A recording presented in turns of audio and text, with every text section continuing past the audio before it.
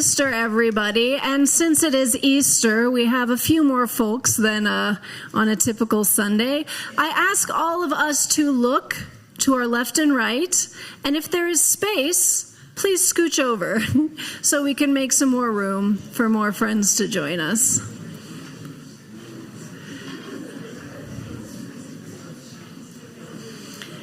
And as I frequently do at the 11 a.m. service, I like to remind folks that we also offer a 9 a.m. service. And if you are a huge fan of personal space, that might be the service for you moving forward. There's generally a little bit more personal space to go around at that one. But we love having this happen as well. We love getting close to our neighbors. That is what church is all about. So again, happy Easter. Thank you, David. Thank you, Bell Choir. Thank you, David, for ringing the bell. And I told the 9 a.m. service this, but did you know our bell has a name? You do. What is the bell's name? Isabel. So I said, it's Easter, Isabel needs to ring. So we did it. I'm pro Isabel. I think we should do that more often. Are you up for that? We'll see. All right, we got so many announcements, my friends. Which is a great and wonderful thing. Also, I know that they're doing the egg drop over in RE today, and I have never experienced this before, so I don't know if we will hear screams of joy and elation or screams of defeat as the eggs. We will find out. But if you hear shouts from over there, it is all in good fun. It is all meant to be happening. So next week is our child dedication ceremony. Every year, our congregation holds a child dedication ceremony during a spring worship service. During the service, new children are welcome into our congregation. We dedicate ourselves to the new children. It's welcome to children of all ages. This year, our celebration will be next Sunday. That's April 7th, during both the 9 a.m. and 11 a.m. worship service. There is a sign-up link in the torch. You can also email Amanda at dre@slcuu.org for more information. Tomorrow, there is a jam/sing-along happening right here. You are welcome to bring any stringed instruments except a banjo. Take it up with Lori, not me. Or you can bring your voice, the original instrument, and come and jam and sing. You must register with Lori at monthlyjam@slcuu.org by today, if you want to come. And that's just in case there's any last minute changes, so you don't show up with your non-banjo stringed instrument and nobody's there. But just email Lori if you want to go. Circle suppers are coming back. This is a great program that apparently happened pre-pandemic that we are reviving to be on brand for this morning. We are resurrecting this tradition.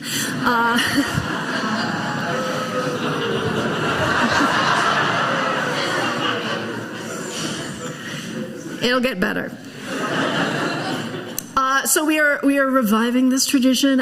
It is a group. These are dinners where we invite people who purposely don't know one another, but they're all part of the church community. So in a church of this size, right, you're not going to get to know everybody. And if you're like me, you're going to kind of stick with the people who are familiar to you, who you already know, and kind of end up in your little clique, your little group, even though there's so many other people who we can make connections with. So these circle suppers are designed to give us an opportunity to build those bridges within our community that wouldn't happen naturally. And if you're like, oh my gosh, that sounds terrible to go, I wouldn't know what to say with all these strangers. Well, the great thing is we have hosts who are very socially talented. Specifically, they will come prepared with many conversation starters and ease of communicating that will allow everybody to have a great time. So if you would like to sign up for that, the form is in the torch or at the welcome table right out in Elliott Hall right after service. There is another social group starting up called the 30s and 40s and Thriving Group. So if you are in your 30s or your 40s and you are either thriving or want to thrive, you can show up today as the first meeting at 12:30 p.m. in the Haven. So join us and help build this new social group. The spring cleanup is Saturday, April 13th. So 2 weeks from yesterday, from 8 a.m. to 10 a.m. Please come and help spruce up the outside of the church so that the outside matches its inner beauty. Newcomers class series. So there is a newcomers class May 8th, 15th, and 22nd. If you are newer to the congregation, or if you've been here for a while and still are like, what are these people doing? I don't get it. You can sign up in the torch or at the welcome table right out there. It is, again, 3 Wednesdays, I believe. 3 Wednesdays, May 8th, 15th, and 22nd. Environmental ministry, as always, has so much going on. You can go and talk to them out in Elliott Hall during coffee hour right after service and learn about all their wonderful projects, learn how you can get involved to save the Great Salt Lake, to help improve the air quality, to save the something phalate bird. What is it? Phalarope bird. Great. Talk to her about it over there. Wonderful things happening over there. All right, those are all the announcements, and that means it is time for Easter. I welcome up today's worship associate, former lay minister Ruen-chuan, who is going to light our chalice today.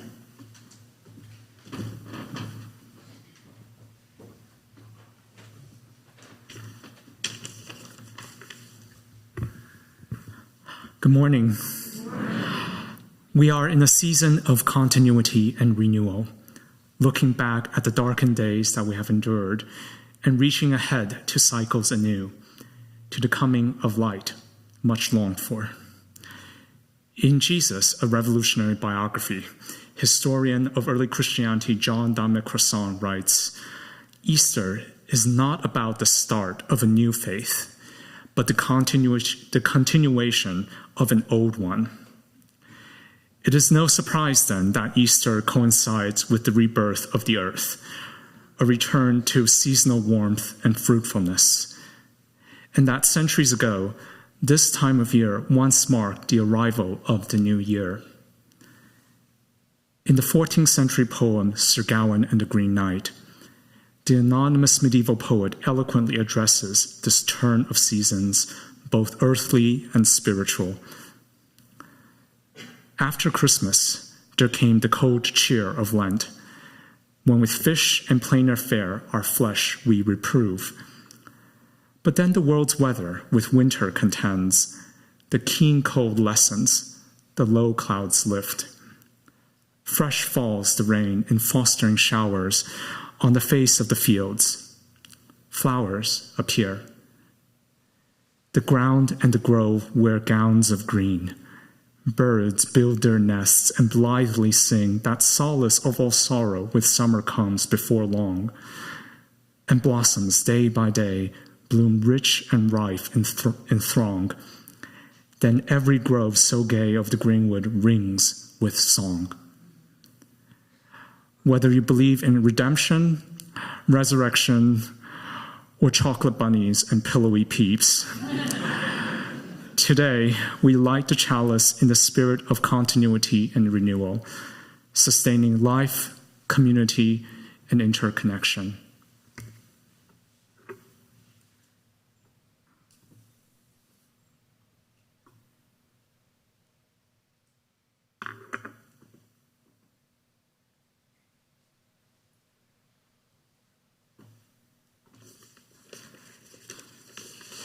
Please rise in body or spirit and join us in hymn 38 in your gray hymnal.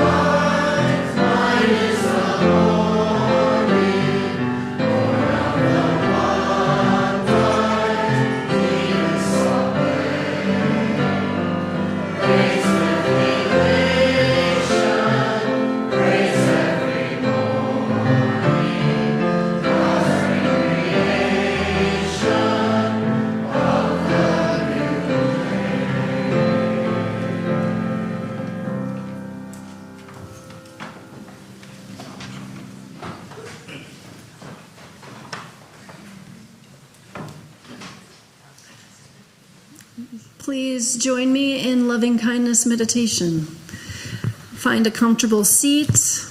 If you can have both feet on the floor, please have both feet on the floor. If it feels safe to close your eyes, please close your eyes. We're going to start by breathing with one another. Inhale through your nose and lift your shoulders up to your ears. Exhale out your mouth and let your shoulders slide down your back, relaxing. We'll do that again. Inhaling, lift the shoulders high, high, high. Exhale, release, sink into the chair. One more time. Inhale, lifting. Exhale, release into the chair, into the floor.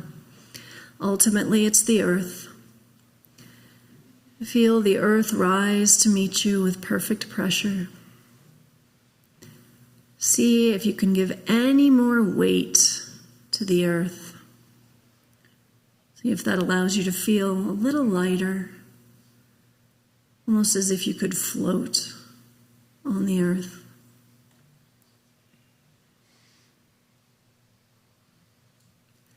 Now in your mind's eye, picture someone that you love. No question at all, you love this person.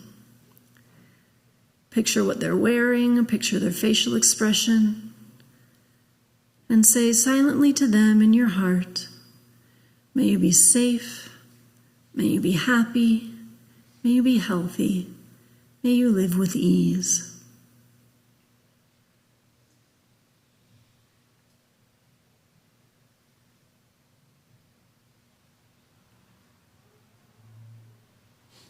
And now picture someone you like very much. You might even say you love them, but maybe they're a little farther out in your social circles. Picture what this person is wearing, picture their facial expression, and say silently to them in your heart, may you be safe, may you be happy, may you be healthy, may you live with ease.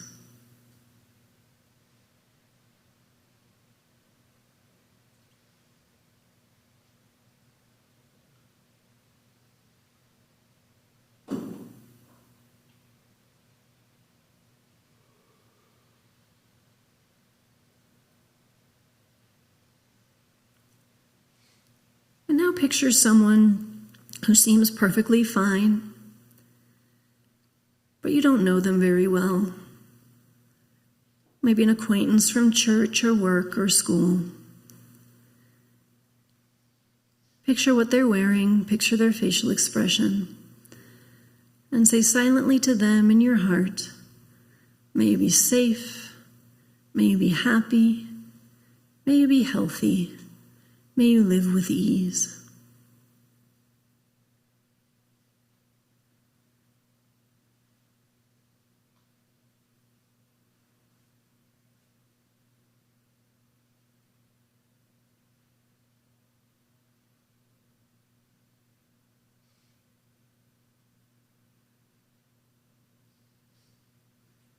And now picture someone who makes you uncomfortable. Maybe you find them problematic or you've had a falling out with them. Picture what they're wearing, picture their facial expression, and say silently in your heart, may you be safe, may you be happy, may you be healthy, may you live with ease.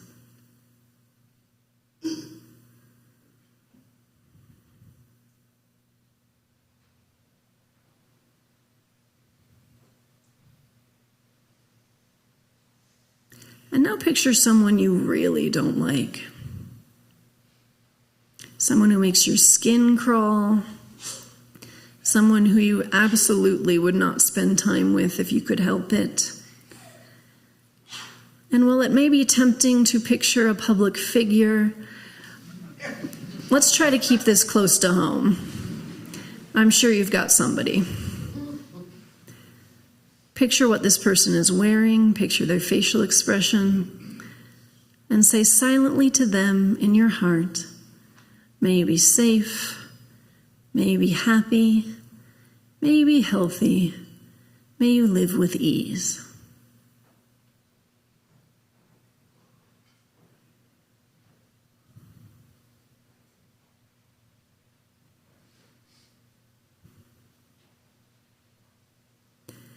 And now picture the whole world.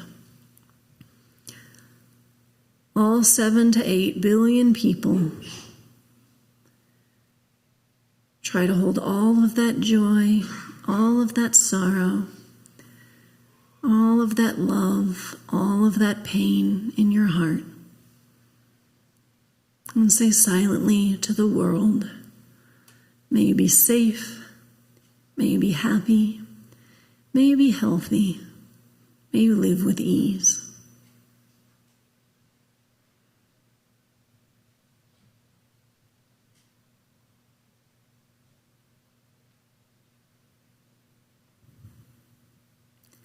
And now open your eyes. Look at your fellow congregants and friends and visitors. Actually, look at each other. And say out loud to each other, may you be safe, may you be happy, may you be healthy, may you live with ease. It was loving kindness meditation from Buddhist tradition.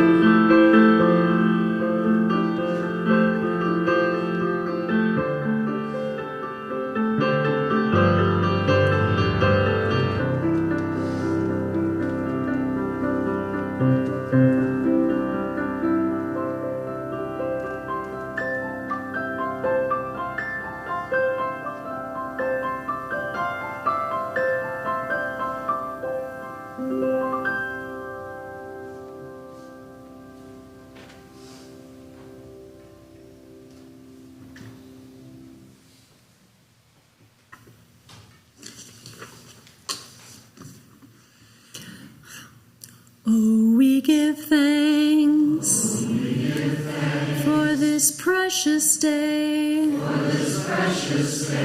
for all gathered here, and those far away, for this time we share, with love and care. Oh, we give thanks for this precious day. So, as Ruen-chuan mentioned, we celebrate renewal this time of year. And we very much are in a season of renewal in this church. You might not know this, but this church is 133 years old. And the prior senior minister was here for most of that time. No, just kidding. They were here for decades, over 30 years. And this is still the first year of me, the new senior settled minister of this church. So we are very much in a season of rebirth and renewal. And not only that, oh my goodness. Let's renew the practice of turning your phones off when you come to church, because this is the second week in a row and the second service in a row. What is happening?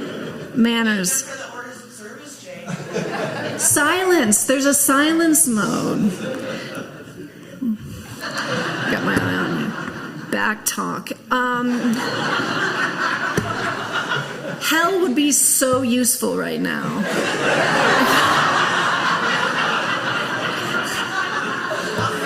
But what are we going to do? All right. Where was I? So, season of renewal. So the other thing that we are renewing from is, I don't know if you heard, but there was a pandemic. I know that most of us have kind of tried to shove that into our repressed memories file, but it happened and it's still happening. And many churches have really atrophied and struggled to bounce back after 2020, 2021, 2022, 2023.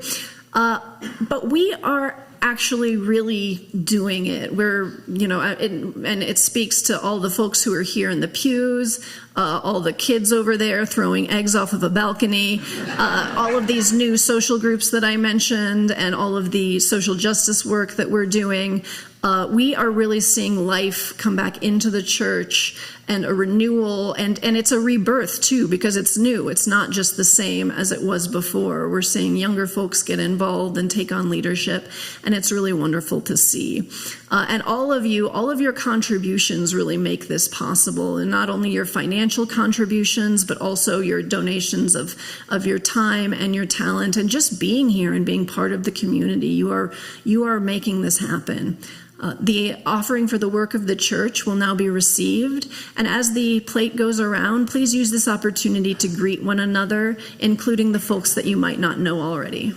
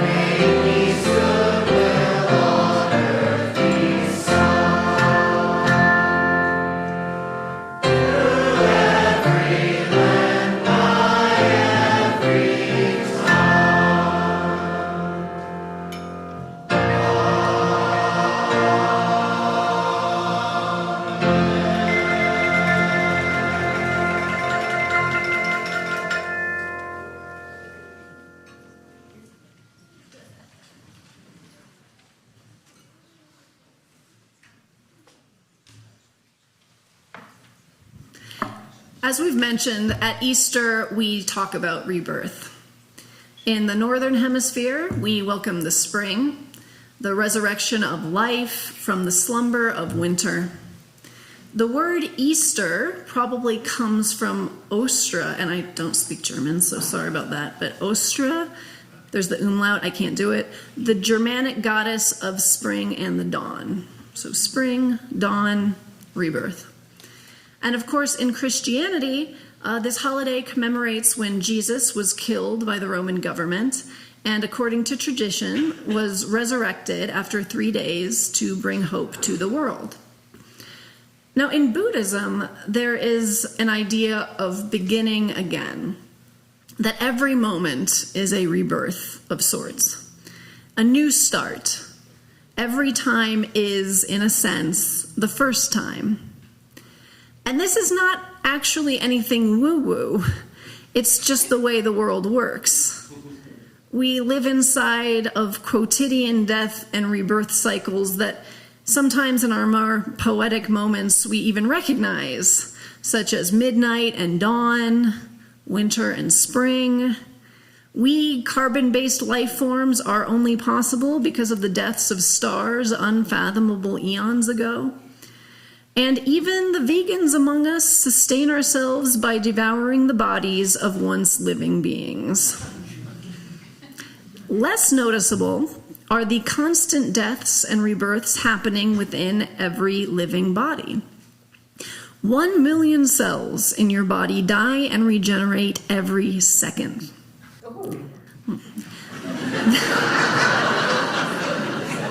It's happening right now. means that over 2.5 pounds of cells in your body die every day, and over 90% of your cells die and regenerate every year.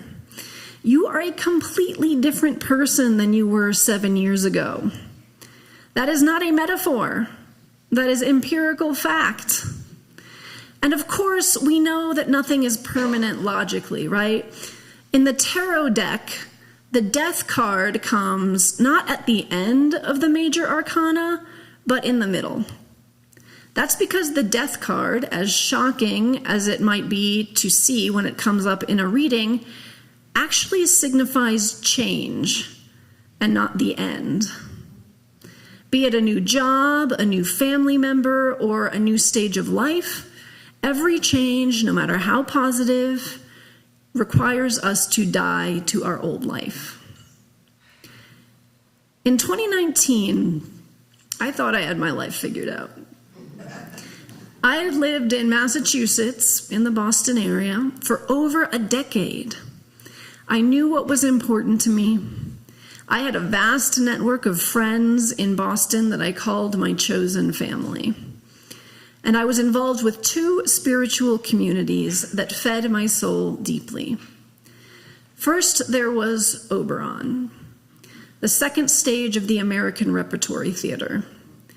Oberon was this theater, nightclub, cabaret, where I produced and performed in multiple plays and events and variety shows for the entire 2010s decade. One of the reasons I stayed in my 120-year-old apartment with no dishwasher and no air conditioning was because it was a 5-minute walk from this theater. It was right on the outskirts of Harvard Square. Several times a month, I would don fancy shoes and slip into the audience of a show. Often, I would know most of the performers and producers. Then several times a year, I would don comfy shoes and take on the role of a producer myself. There were various musical events and spectaculars that I would produce, and often I would know many of the people in the audience. It was a true artistic community. And we made art that was salvific, that fed us. When I'd walk home from those shows, I could almost feel my insides glowing. The other spiritual community I'd been a part of was a yoga studio called Samara. I started there in 2010, cleaning the floors in exchange for free classes. Eventually, I became a manager and then a registered yoga teacher there. Yoga was a huge part of my reconnection to the spiritual. For years, I went to 5 or more meditation or yoga classes a week, and it changed my life.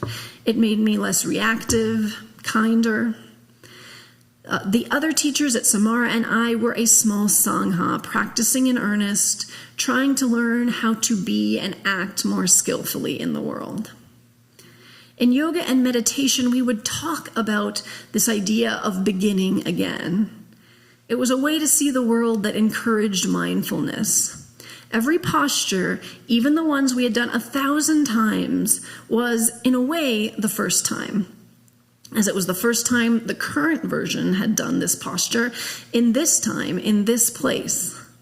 We never stop being reborn. Things never stop changing. In 2019, I was going through the formation process to become a minister, and my wife and I were trying to have a baby. Now, I knew things would change. I knew I would stop teaching at Samara Yoga eventually, but I felt like it would still be a part of my life. Just like I felt like the theater Oberon would continue to be a part of my life, even if I moved out of that 120-year-old apartment to somewhere a little more family-friendly. I was nearly through with my Master of Divinity degree at Harvard, and I figured there were so many UU churches around the Boston area that there was no real reason to go far after I graduated. And I really didn't think that I would. Then 2020 happened, and everything stopped. You know, you remember. Suddenly we were pulled away from everything we knew. After 5 weeks of lockdown, we fled our little apartment for the suburbs of Boston, where we spent half of that first pandemic year. We came back to Boston here and there, but it wasn't the same. From a distance, we watched Samara Yoga close. Then a year later, after hanging on heroically, we watched Oberon Theater close. But it all seemed par for the course at that point. Everything we knew was over. Our life was now something entirely new. Days after our son was born, I got the offer to be the transitional minister at a Unitarian Universalist church in Houston. How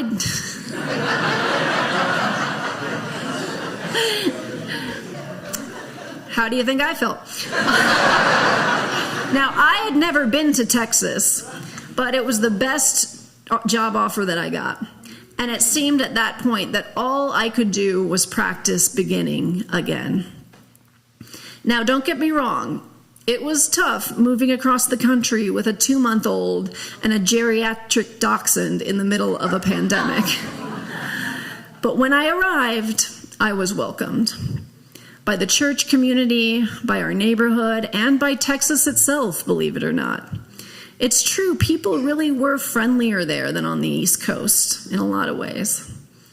The more we settled in, the more I realized how much of my sense of self the prior 14 years were sculpted by the harsh winters, the harsh economy, and the harsh attitudes of the Northeast. In Texas, I could see who I could be without those external factors. Instead of walking down the street to the cabaret, our excursions were walks along the bayou or trips to the neighborhood swimming pool with our son. In a way, it felt like I had an entirely new life. And at the same time, when external circumstances change dramatically, it's easier to perceive what might be steady, enduring, or maybe even eternal within us. In 2019, I never would have guessed I'd be living in Houston in 2022 or in Utah in 2024. But I learned so much about Texas, about the South, and about myself while I was there. And now I am again beginning again, learning about Utah and the West, and again, myself. And I am grateful for this chance to remember that every moment is new, and to both reinvent myself and to see what is steady in myself from a new point of view. I am grateful for this chance to begin again. But here's the rub. Rebirth comes after death. Beginning again necessitates something having ended, and that ending is almost always painful, even if the change is good or even longed for. After about 10 months in Houston, I felt like I was settling in. I knew the restaurants I liked to go to. I knew where to get a haircut. I even found a tattoo artist I liked. I was getting to know the new, reborn me. But even in the midst of all of this beginning, something felt off. I was missing something. Somewhere inside of me, there was an empty spot that used to be filled. And I realized that from the March of 2020 until then, everything had happened so fast and so bluntly that I hadn't really said goodbye to my old life. Sure, I had made a point to see many of my closest friends before I left Boston, but my 2 spiritual communities, my chosen family systems, were swept out from under me.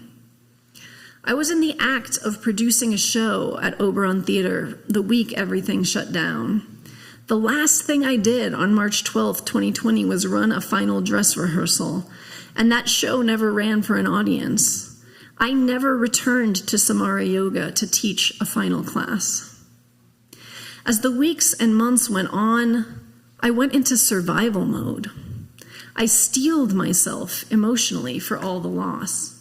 By the time the businesses themselves closed, thereby shuttering the hope of a return to normal, I had already walled myself off and shuttered my heart. I shrugged off each compounded loss. That was how I could function. I needed to forget the past. I needed to focus on the present.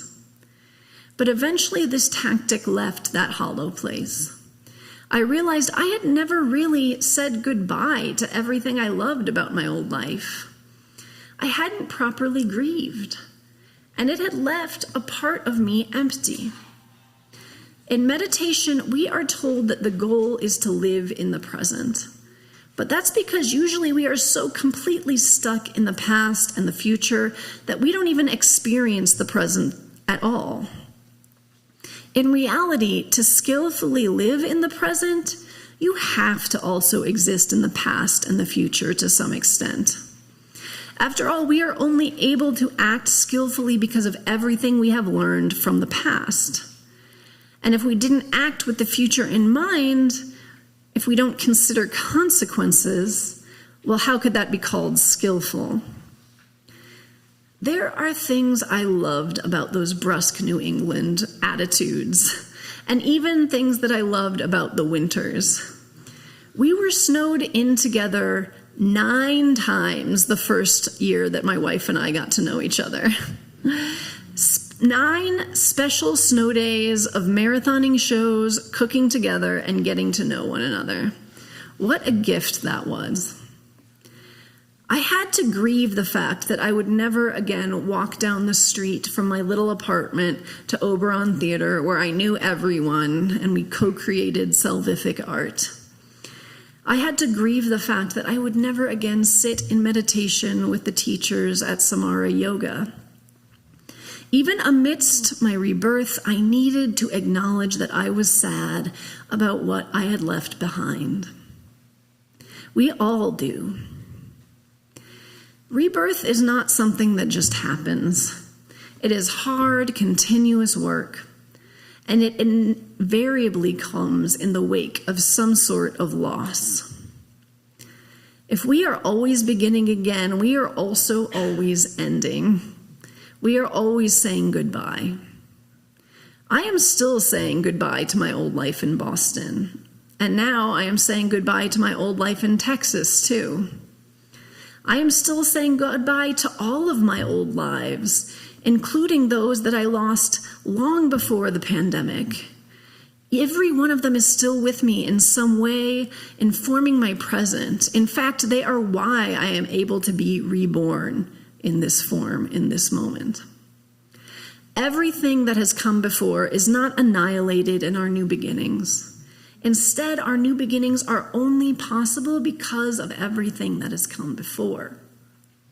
But if we acknowledge that, we must also acknowledge that we are always grieving a little bit.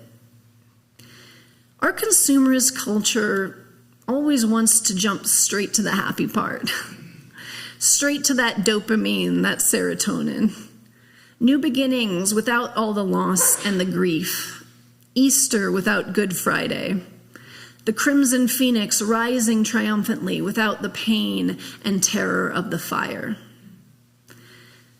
This Easter and this spring, I challenge us to reject the clean rebirth narrative of the pop culture phoenix. That is, the fantasy idea that in rebirth, everything of the old is completely burned away, and the bird rises 100% new from total annihilation. Instead, let's think of rebirth as we know it to be in nature. The plants that return in the spring, growing from the soil, made from generations of the past.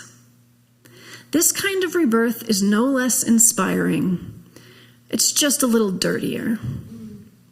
Let us not be afraid of the dirt that we grow in. May we nurture the work of our continual rebirth, grief, joy, dirt, sun, and all. May we see it, may we be it, may we do it. Amen. Please rise in body or spirit for our closing hymn, number 344 in the gray hymnal, A Promise Through the Ages Rings.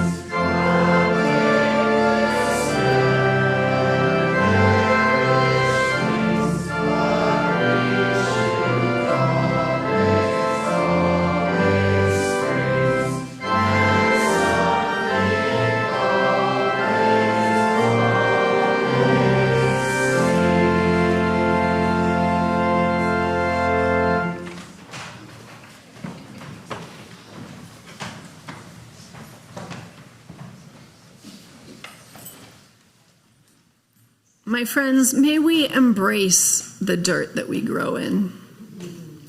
May we recognize the many, many lives that have come before, for they are still with us. May we carry their legacy forward as we continue to begin again and again and again.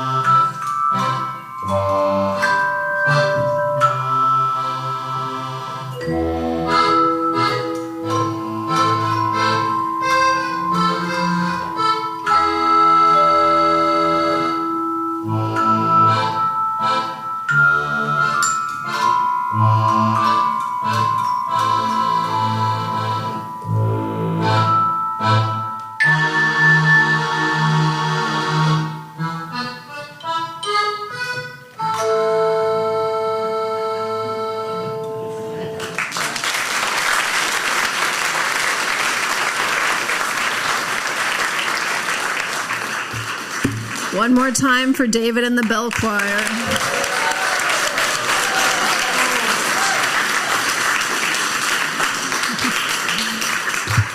And thank you, Tristan, and everyone who's joining us from home also. Before you go off to whatever plans you have for the day, I do hope you will join us in Elliott Hall for a cup of coffee and a chat. If you're new, I hope to say hi to you. And also, we have a welcome table where they will also say hi to you. Go forth. Happy Easter.